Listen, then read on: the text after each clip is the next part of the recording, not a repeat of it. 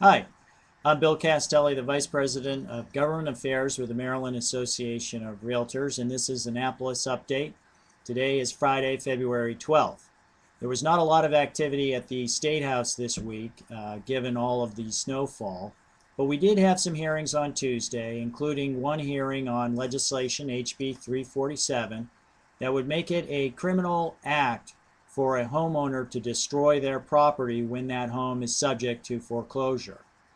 MAR testified in support of this legislation along with a number of other groups because many of our agents have had difficulty and experience with foreclosed properties where the previous homeowners who were subject to the foreclosure maliciously damaged the property, making it difficult for those properties to sell. And in fact, one of our agents had experience where the previous owner had stuffed rags in all of the drains in the basement and flooded the basement with 5 feet of water, causing considerable damage.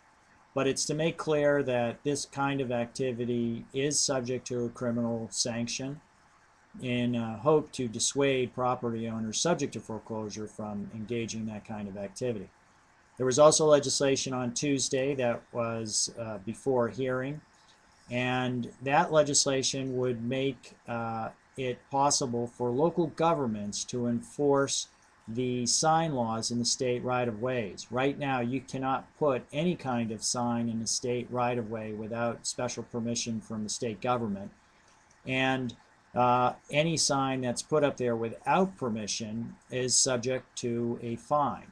This would allow local governments to also enforce those state highway right-of-way laws.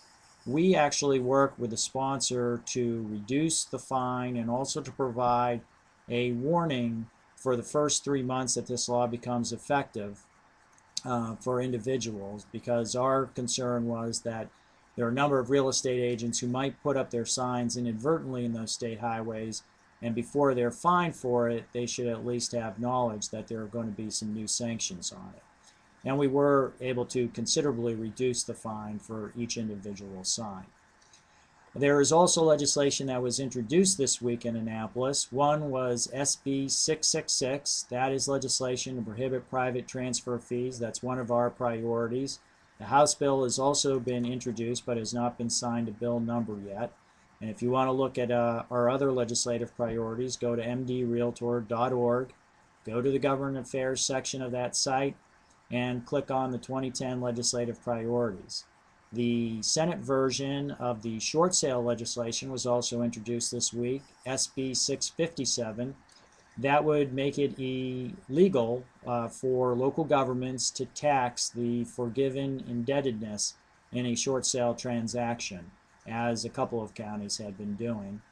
And then there was also two bills that were introduced this week, SB 686 and HB 999, that would levy a property surtax on all residential and commercial property in Maryland for stormwater management purposes.